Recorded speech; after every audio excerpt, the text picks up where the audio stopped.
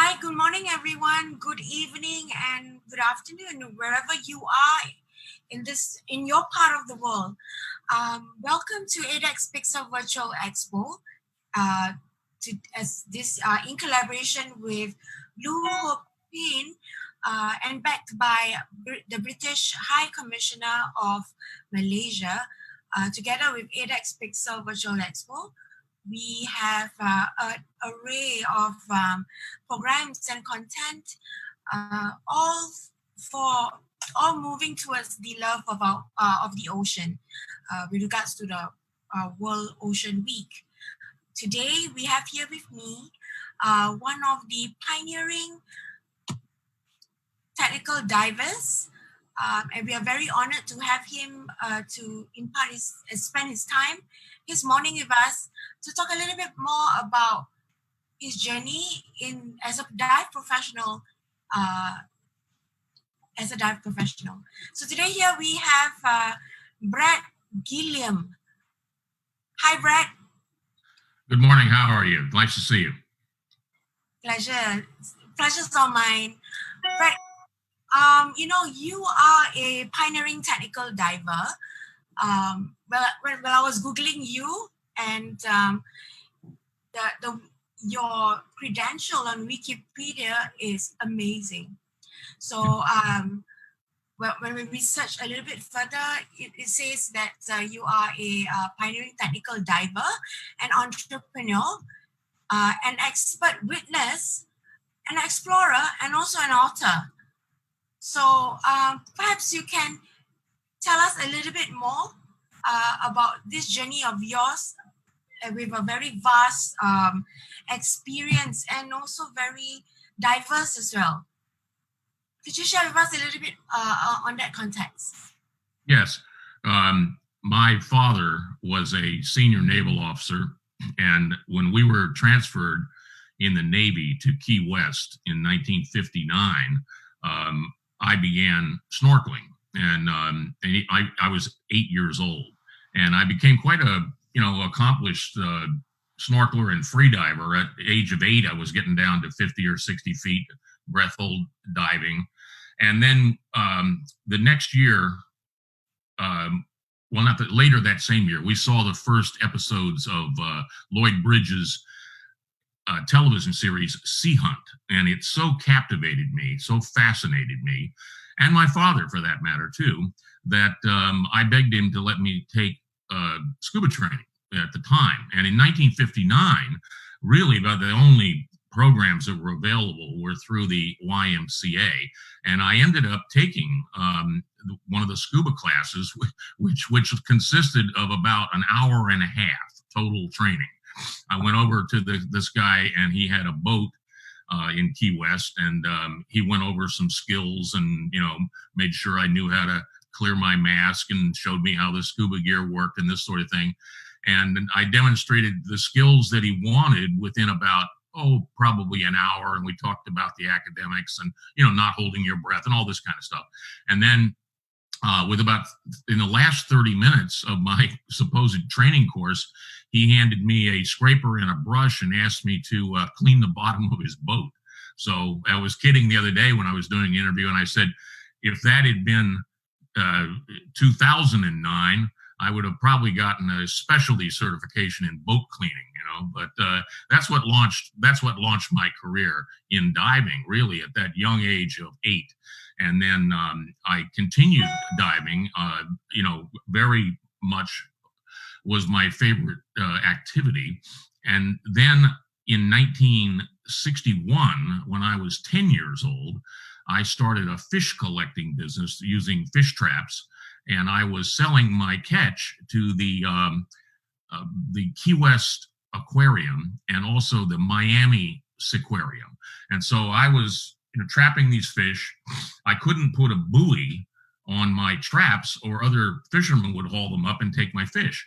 And so I put them in places where I knew I could find them, and then I'd go scuba diving down and clip into the traps, bring them up, and recover the fish, put them in buckets and containers, and take them off and sell them. And so I had this good little business going. selling fish for people to come see in aquariums. And because I was 10 years old, obviously, I was not old enough to drive or have a driver's license. And so my father arranged to get me a young naval officer who was my assistant that drove me around. So here I am at the age of 10, and I had a guy who was about 22 that was working for me. And there were some weeks when, I'd make $150, which was a fortune in those days. I was making more than the Navy ensign that was working for me. And that was my first little business that I started. And it ended up growing and growing and this sort of thing. And one of the funniest things that ended up happening was when they decided that they wanted to know if we could capture sharks. That was something that we could not capture in a trap. And so I basically crafted some hooks that would do minimal damage to the sharks, had no barb on them or anything like that. And we would catch the sharks, and then we put them in basically flooded the bottom of the Boston whaler. So the sharks were put in the water and they were completely safe and comfortable. And then we took them back, and we had a saltwater tank in the back of the pickup truck, and we'd drive them around and drop them up. And that's what led to the first sharks that went into the both the Miami Aquarium and the Key West Aquarium, was the collecting that we were doing. The only thing that was kind of funny was this young guy that was working for me. He was terribly scared of sharks, and he didn't like this at all. And eventually I had to get another guy, because as the sharks got bigger and we got more proficient at catching them, it was this, instead of catching just, reef sharks, we started to get lemons and some other stuff that were much more aggressive. And it was kind of an interesting way to start for a 10-year-old kid. And then I continued diving, doing all kinds of work projects as a kid and as a teenager, mostly related to underwater work projects like cleaning bottoms and recovering lost equipment. And I continued that right up until I went to college. And I went to college on what's called an ROTC scholarship, which meant that when I graduated, I'd be commissioned as an officer in the military. And I was supposed to originally be commissioned as a Army second lieutenant, but before we got there, the Navy came back to me and asked me if I would be willing to volunteer for a project that they had that involved deep diving and filming submarines. And I did, in fact, volunteer for that. And I ended up being assigned to a contractor that was working directly with the Navy submarines and ships. And we were their diving team, the three of us. And that's how I started my adult professional diving career. And it was interesting because the reason they had selected the three of us that were brought in was specifically because of our deep diving backgrounds and because of our film skills.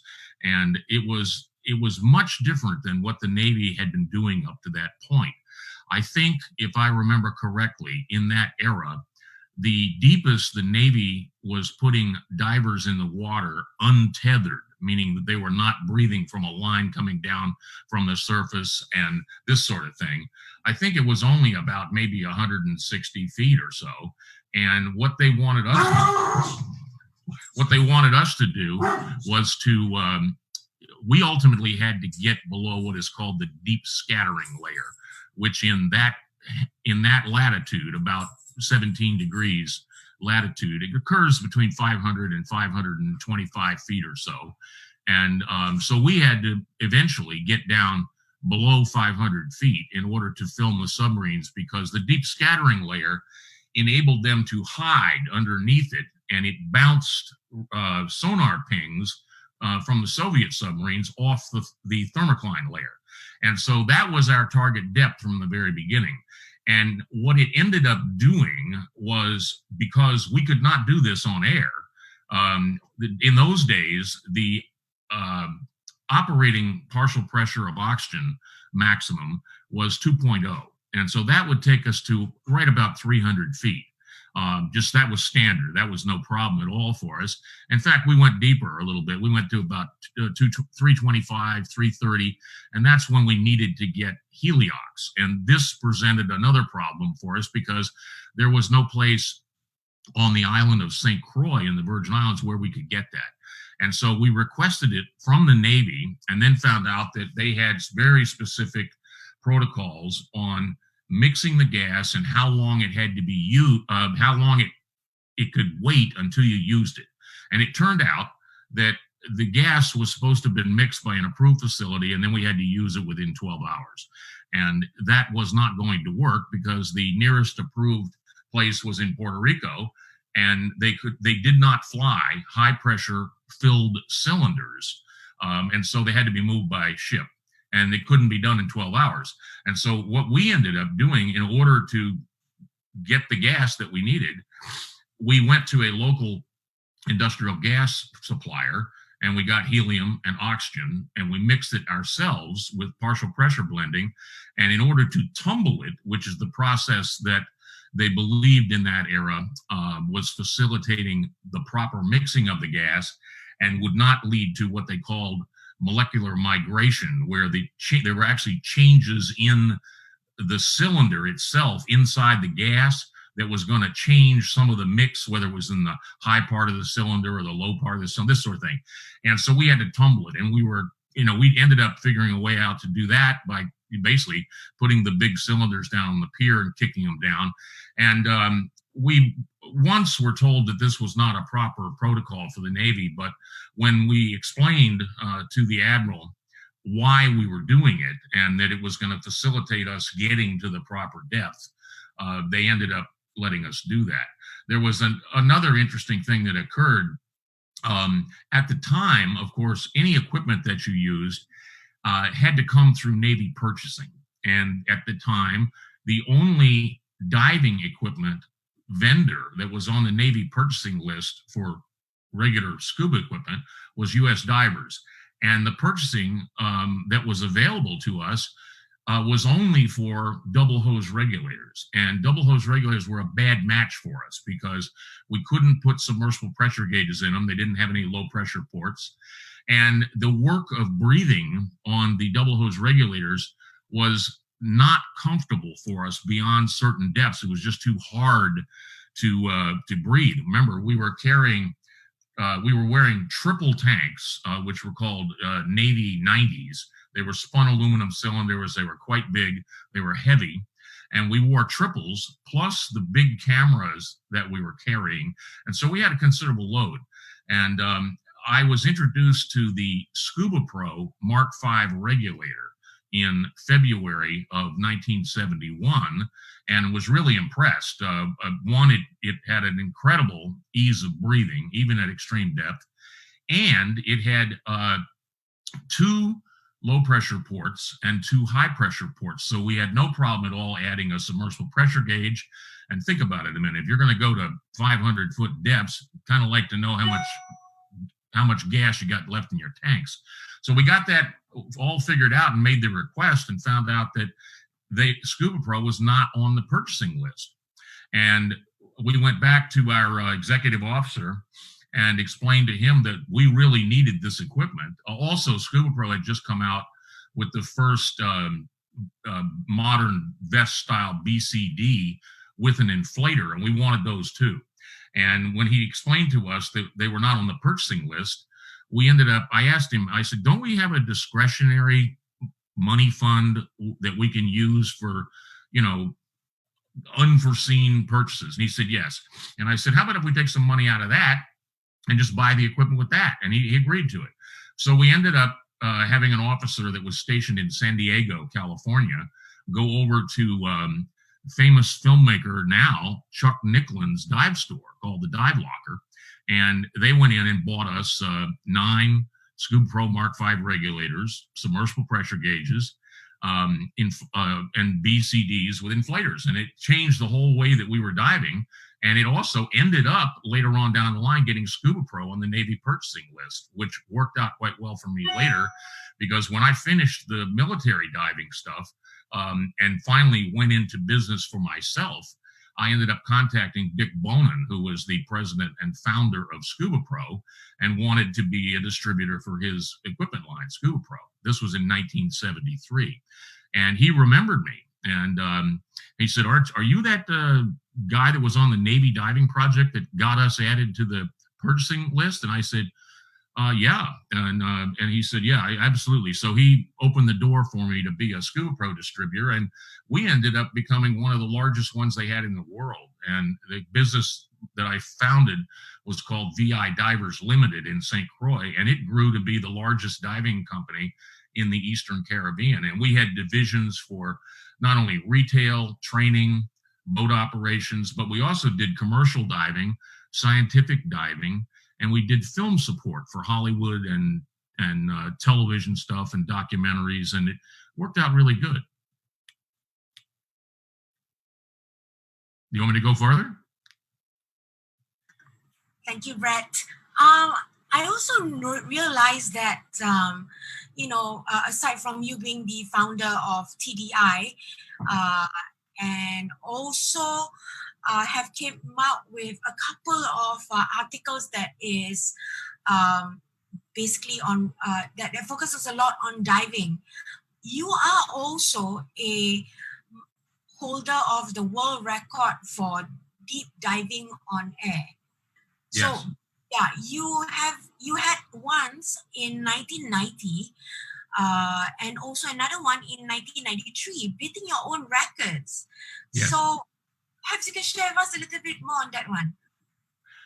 Well, what led up to that was there was a lawyer that was a friend of mine that I knew, and he had come down at the time.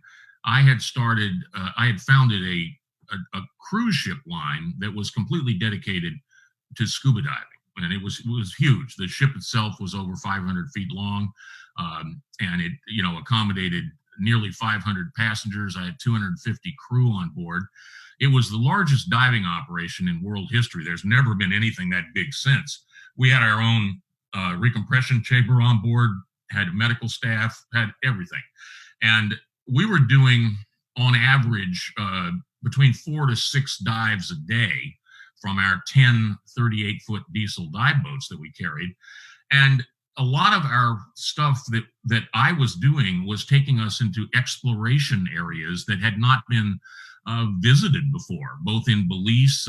We were some of the first people that were taking people pretty deep into the Great Blue Hole there. That was pretty neat. And then we've also discovered a lot of deep tunnels and caves in the Bay Islands of Honduras that were very deep. And so he had come down and explained that at the time, NOAA, which had jurisdiction over the wreck of the Monitor, which was a Civil War wreck that had sunk off of North Carolina during the Civil War back in the 1863 or something like that. And they had stopped divers from being able to visit that wreck because they had been advised that a depth of 220 feet was too deep for scuba divers to go. And his idea was, he came to me and he says, I know you've been doing some really deep exploratory diving and filming work. And he said, how deep have you gone so far? And I said, well, we've had a couple of our projects that took us below 400 feet. And he said, well, what I wanted to ask you, do you think it would be possible?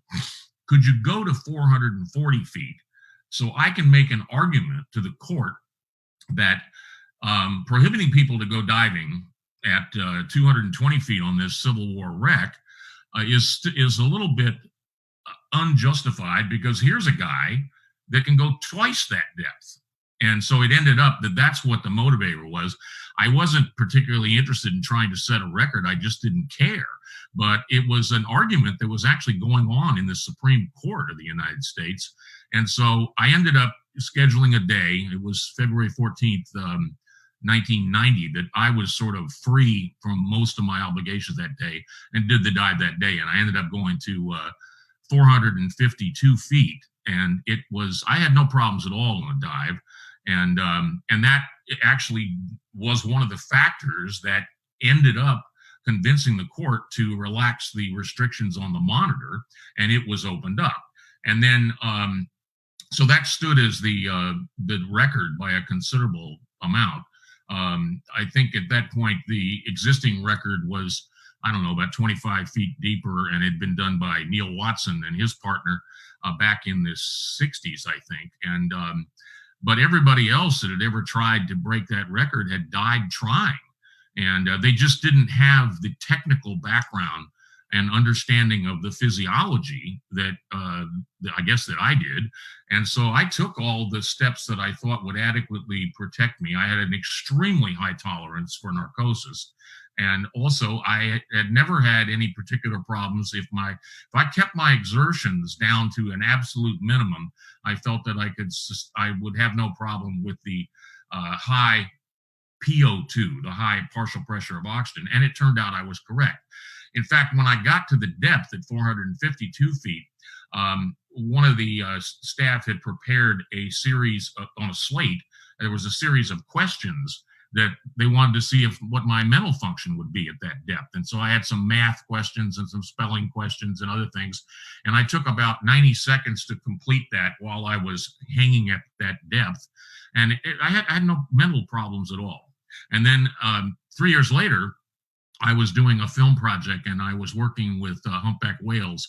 And when I started working with them in relatively shallow water, it precipitated the escort male and the mother whale to begin slow diving to depth. And so I just started going down with them and filming them as they went. And it was a very slow progression, but my two other guys in the film crew dropped out at about 300 feet because they didn't have the deep diving experience. But I followed them on down, and it ended up we got to 490 feet. And then, I ended up turning around and coming back up. But it isn't now in today's world, I would not recommend doing this on air. I would recommend in today's world, you do this on a closed circuit rebreather, and you'd be breathing a helium and oxygen mix, but that simply was not available to us then. And so we had to take what we could get, and that's what we did. I am an advocate for using every piece of technology and innovation that you can do, but we have to sometimes wait for it to catch up with us. And so by the time we got into the early 90s, a lot of the old military rebreathers that we had used for shallow water diving in some cases, and others like the Mark 15 and things like that, we began to use those for closed circuit mixed gas diving. And then by the time we got into the mid 90s, there were several other manufacturers that were coming out with similar products. And so it changed everything and made it much easier for people to do this with a much higher degree of safety. And that was hugely important. But you wouldn't believe the battle back in those days simply to get this accepted by the industry, that divers of a certain skill level and experience and professionals like me and my team and things like that, we embraced electronic dive computers all the way back to 1987. We embraced nitrox. We embraced mixed gas, all sorts of different protocols for working deeper effectively and with the highest degree of safety that we could get. And this is what ended up ultimately getting me to found Technical Diving International, TDI, as a certification program, because nobody else was really doing it that way.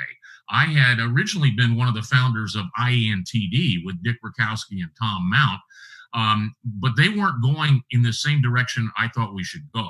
And so at the time, I was the chairman of the board of NAUI, which was entirely, sport diving programs, not technical programs. And I tried to talk them into doing this, and they couldn't see the advantage of being a leader in this, if you will. And so they didn't do it. And I told them that I was if they weren't going to do it, then I was going to do it. And if they wanted me to step down on the board because they thought that was a competitive issue, I would. But they said no. And so I ended up founding TDI in April of 1994. And it very quickly grew to be one of the largest certification agencies in the world. In 1999, we started another division of the company, which we called Scuba Diving International, SDI.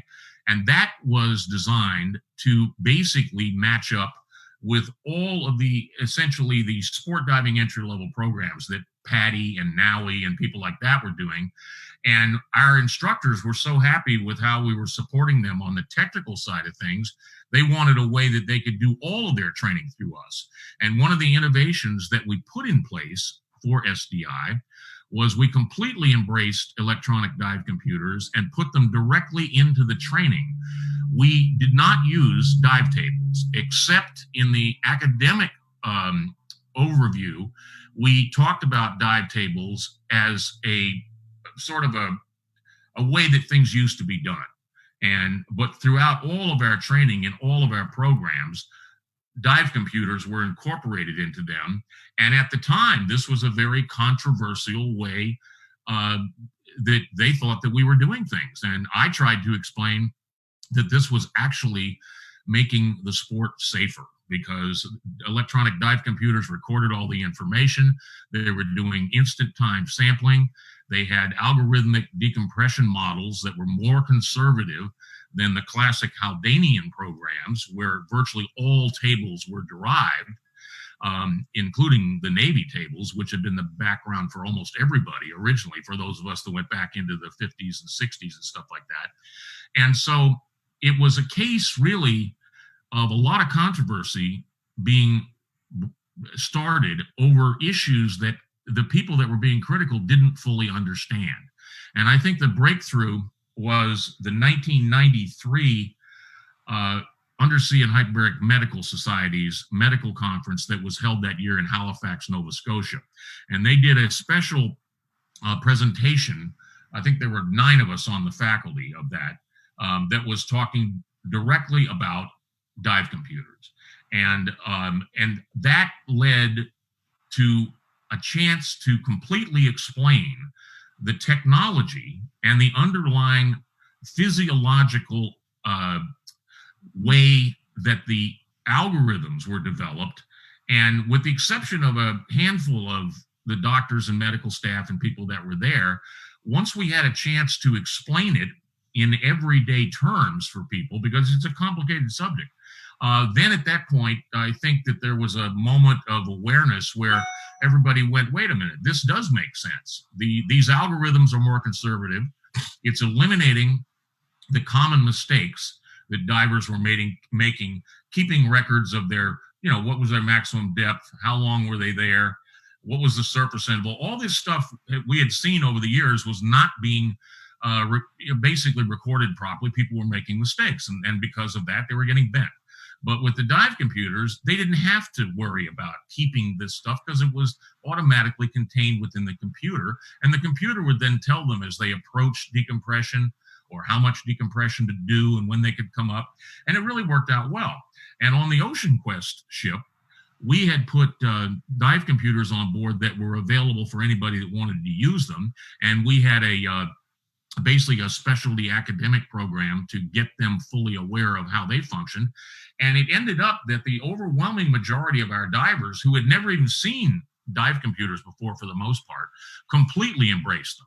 And during the 3 years of our operation, where we did close to 250,000 dives, the only incidences of decompression sickness we ever had were those people that were diving on dive tables. And of course, then there weren't many. There were only, I think, 7 or 8 or something like that. And we treated them in our recompression chamber on board. But the interesting thing was the people that were using the dive computers never had an incidence at all, which was the ultimate, I guess you'd say, ratification of the technology.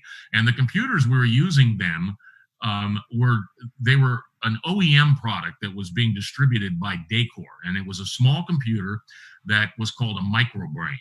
And the algorithm that was built into it was developed by Dr. Albert Buhlmann, the incredible Swiss physiologist that did so much decompression algorithm work.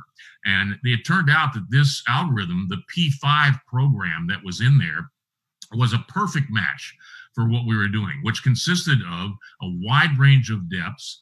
And again, but sometimes between 4 to 6 dives a day. Trying to do that on dive tables was very difficult for most people.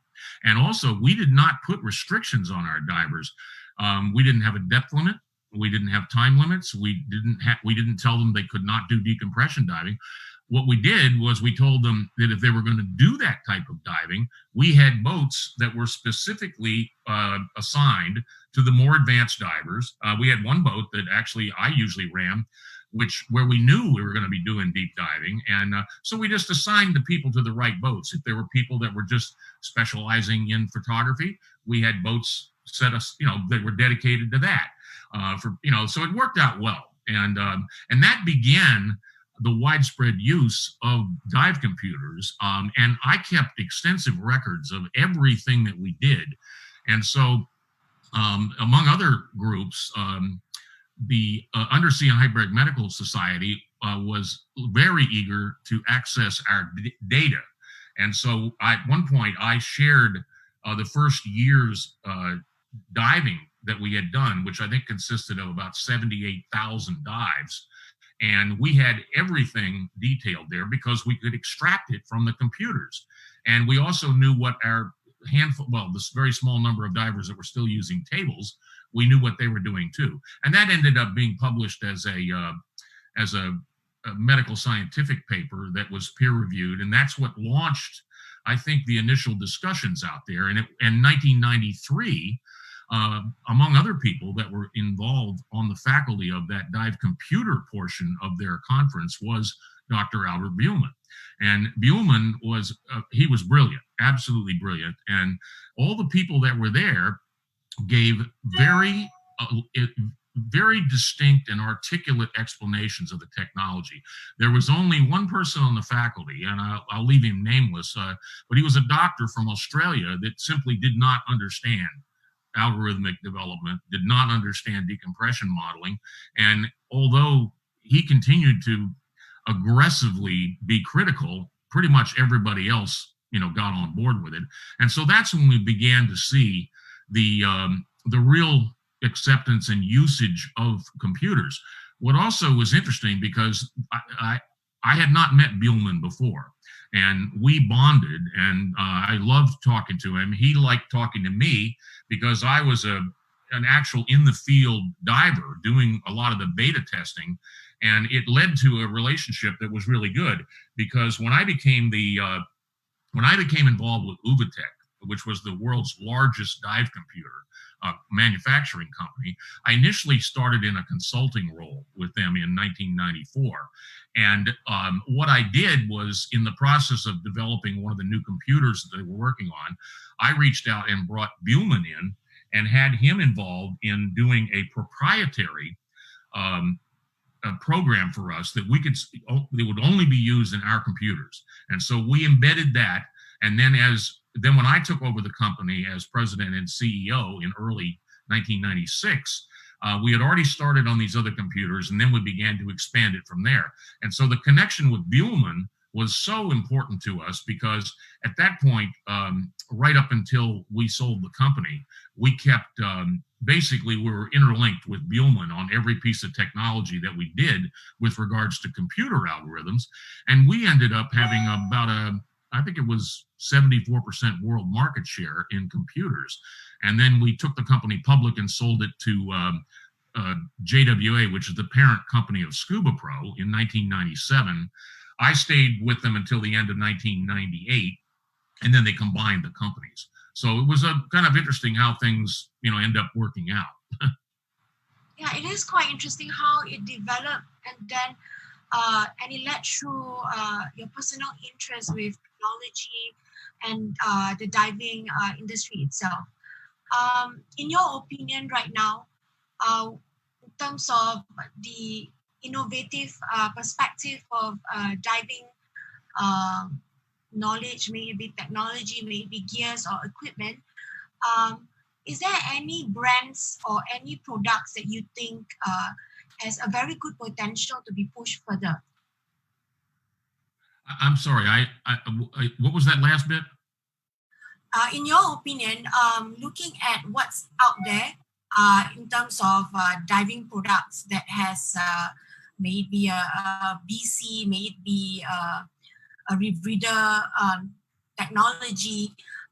In your opinion, what would be a good diving product that that has the potential? I understand.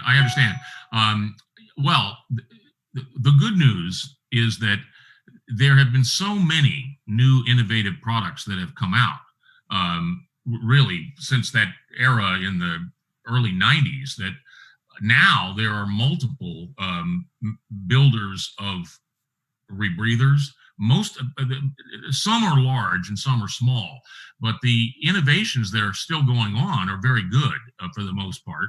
And if people are getting the proper backgrounds initially, they need to be very skilled divers with an attitude about what we call situational awareness. Now, there was just recently, in fact, I think that you guys may have broadcast this. It was a film by Gareth Block, I think his name is, about a diver that died recently on a rebreather because of just a very basic mistake. He didn't have his gas on, and this is the sort of thing that should not be happening in the training process. All of the checklists and all of the contingency factors that have to go in must be ingrained and embedded in the divers before they get involved in this, because rebreathers are not very forgiving. If you don't get the settings right and do the checklist right, you can die. I mean, you can die scuba diving too, but scuba diving equipment nowadays, open circuit scuba diving stuff, very rarely ever fails. It's a different ballgame. But what I am enthused to see are some elements that have produced extremely good products, as well as the computers too. But the problem with a lot of this is that entry-level diving, the type of stuff that is done by people that are just starting out in the sport, they get certified basically with only 4 scuba dives usually, and then they're encouraged to immediately take an advanced diver course, which gives them another 5. And so all of a sudden you're handed a certification card that says you're an advanced diver and you've only done 9 scuba dives. And my question is, are you really ready for independent diving? Well, the answer to that would be, so many people end up doing their training in comfortable locations. It's not like it used to be, where dive training took place in the cold water of California or Washington State or New York and this sort of thing, beach entries. It was a harsher environment. But now so much of it has evolved where people are doing their training in warm water environments, whether it's in Hawaii or the Bahamas or the Caribbean or over in Asia, in the various places that you have available over there. And what we have seen over the years in the process of evaluating incidents and fatalities is that in many cases, the divers are simply not adequately trained for independent, unsupervised diving. And if they get in a situation, if they're trained in warm, clear water that is calm, okay, and has excellent visibility, there's not much stressor there. However, if they go back, let's say, to where they live in San Francisco and they want to try diving on their own in California, all of a sudden they're dealing with the colder water. They're dealing with the fact that they need to wear bulky, thick, restrictive wetsuit thermal protections. And in many cases, people end up being subjected to stressors, whatever it may be. The first time they see a shark, or a current that sweeps them away, or rough weather on the surface, waves and this sort of thing.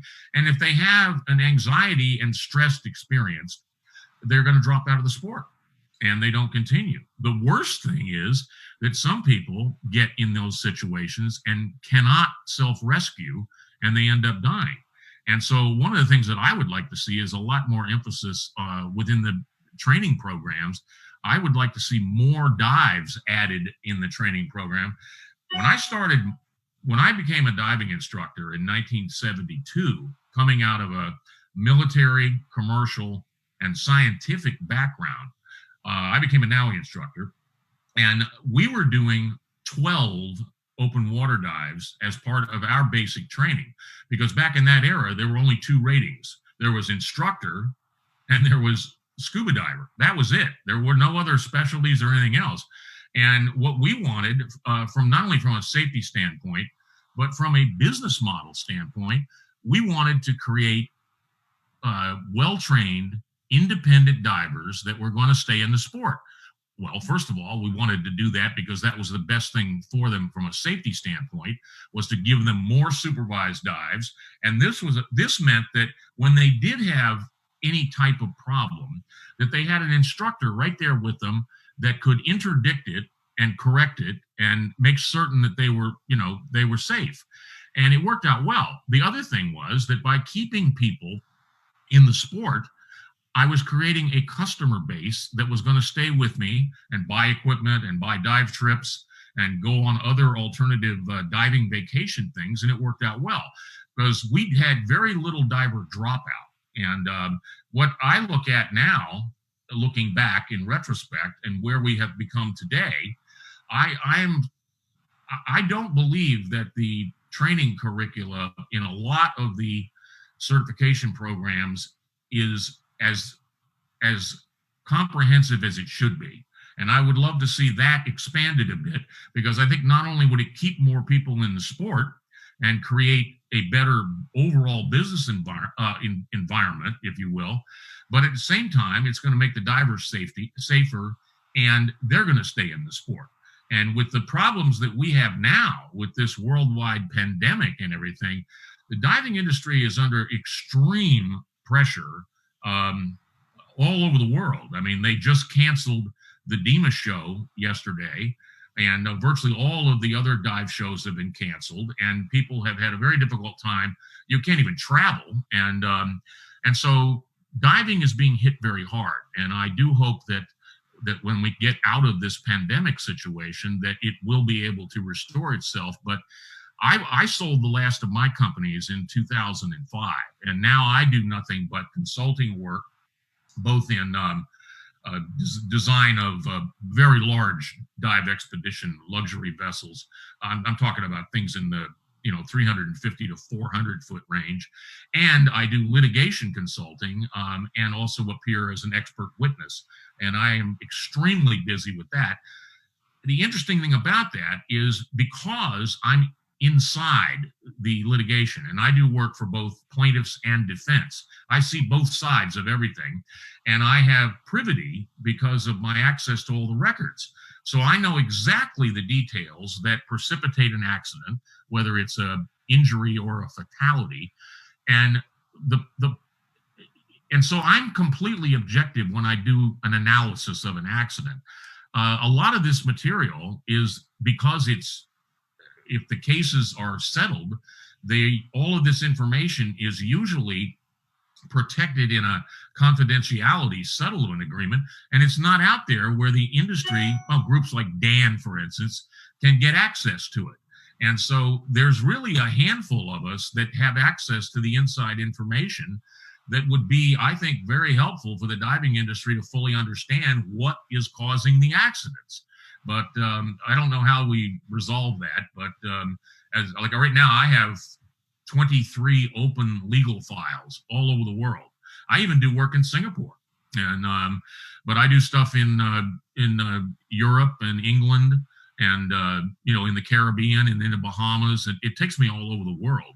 And right now, because of the pandemic, we're kind of in shutdown, because almost all the courts are closed and most of the law offices are closed, so everybody's working remotely. But there's a lot to be learned, and the diving industry should keep its mind open and embrace the information that does come in, and learn how to evaluate it. But overall, I think that the equipment and products that are being put out are as good as I've ever seen in the diving industry. When I was at DEMA last year, we were celebrating the 25th anniversary of TDI, and they had a big party and an event there. When I was walking up and down the aisles of DEMA, and you'd look and see, I think there might have been 8 different rebreather manufacturers there, and God knows how many other specialized products that would have amazed us if we had seen it, say, in 1995. But 30 30 years later or 20 years later, whatever it was a whole different thing walking down those aisles and seeing that stuff. Sadly, though, the diving industry as a business model has continued to shrink. And what is so important, I think, about that is getting some leadership within the diving industry to understand how to bring in the next generations of diving. The largest growth of scuba diving in the world is in Asia. And you're right there, okay?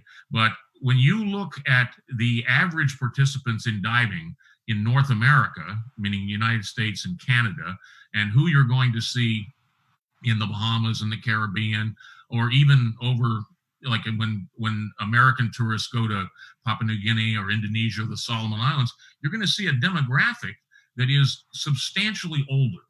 And we need to bring the younger people in. We need to make the sport interesting for them and make it something that they want to participate in. And so I would love to see that happen. And then the business model of diving, can grow again. But we're going to have to get out of this pandemic first. Which is so true. Like, for example, the younger generation who are keen in diving itself, who are keen in picking up diving itself, is just attuned to the perspective of just it being a trend.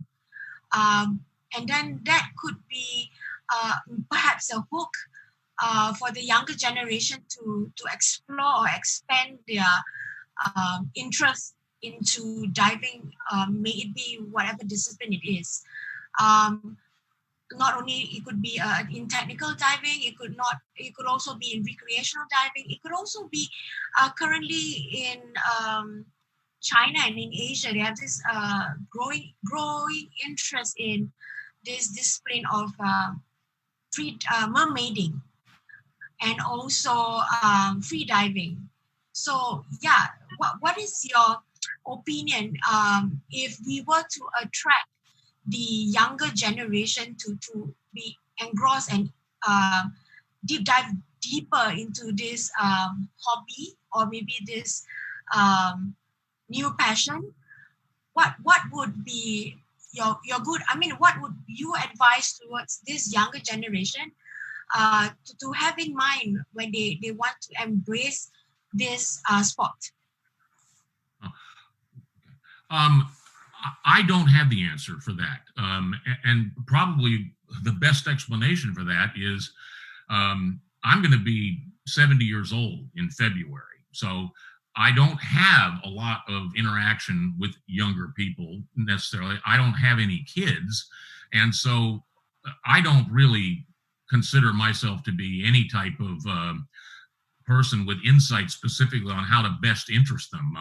When I interact with so many younger people, they seem to be staring into their phones a lot or playing video games or whatever, and they just haven't seemed to be all that interested in this type of sport. But I don't know. I don't have the answers. I think it would be very important within DEMA and other organizations worldwide to really get some people in that understand what will attract these people to initially participate, and then make absolutely certain that the training programs match up nicely to what they are used to in their real world. Whether it's how they came out of school training, whether it's high school or college or whatever.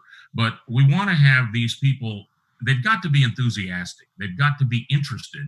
And they've got to make the commitment to want to do the training. And it's in the best interest of the diving industry, I think, to expand the curriculum, expand the amount of diving in the basic open water training, and stop trying to make people think that they're a more experienced and qualified diver than they really are. Back in our day, we didn't really consider anyone to be an experienced diver until they'd logged about 100 dives. And nowadays, with some of the training agencies, none of the ones that I founded, you can qualify to take instructor training after you've only done 40 dives. Now, I think that is a very bad idea. You're dealing with people with only 40 dives.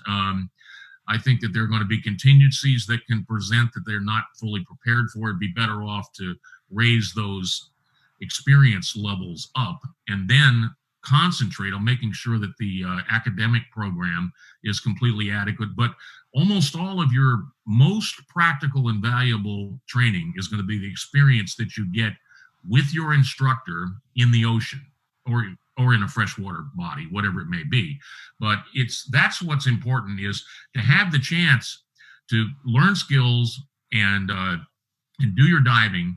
And if you do fall into a position where you get into trouble, you've got an instructor right there that can correct things for you, get you stabilized, and then when you get back to the surface later on, explain, okay, this is how you should have done it, and move forward. Because this way, it becomes a continuous learning experience, and it's going to make that diver safer, and it's probably going to keep them in the sport. Thank you, Bret. One last question. What would your younger self tell to the younger generation right now with regards to diving? I think diving for me has been one of the most satisfying things in my life. It's taken me all over the world to places I probably never would have visited, and I've loved it a lot. I think that the younger generation would experience the same fascination with the sport. It is a shame that in today's world that we have seen the deterioration in the oceans that we have. That was a very sobering experience for me to watch as a professional over the course of nearly 50 years. If you go to the Bahamas or the Caribbean now, there's been such horrible impacts to the corals and the biodiversity of the fish life. I was stunned when I was in the Raja Ampat Islands 2 years ago with Valerie Taylor, Australian diving pioneer, at how much the Raja Ampat Islands had been affected. Also, it was very sad to see the presence of so many plastics floating in the ocean. That was something that was very sobering. But if you've never been in a situation where you got to see those pristine reef conditions, say, from 50 years ago or even 30 years ago, you're still going to be absolutely fascinated with what you see underwater. I mean, you're going to see fish, you're going to see corals, etc., and you're not going to have a frame of reference that maybe it wasn't as good as it was 20 years ago or even 10 years ago. And we need to keep that enthusiasm. If you take the average person that has that interest, put them in the right situations and give them adequate supervision and training, I think they're going to have a very serious interest in the sport, and hopefully that will move us forward. Thank you, Bret. Thank you so much for your time. I mean, it has been a insightful discussion about diving, to technology, to youth in specific. And so I just want to say thank you so much. Happy World Ocean Week. And I do hope to have further discussion with you maybe in the near future, where we can talk a little bit more about aspiring more youth to dive even more. Yes, thank you very much. It was a pleasure to attend, and if you want me to come back again sometime, I'll do my best to accommodate it. And the next time I'm in Singapore, I would love to have a chance to get together with you and John and everybody and say hi. Okay? Definitely. Thank you so much, Bret. Have a good day, and we look forward to seeing you soon. Thank you very much. Goodbye. Goodbye.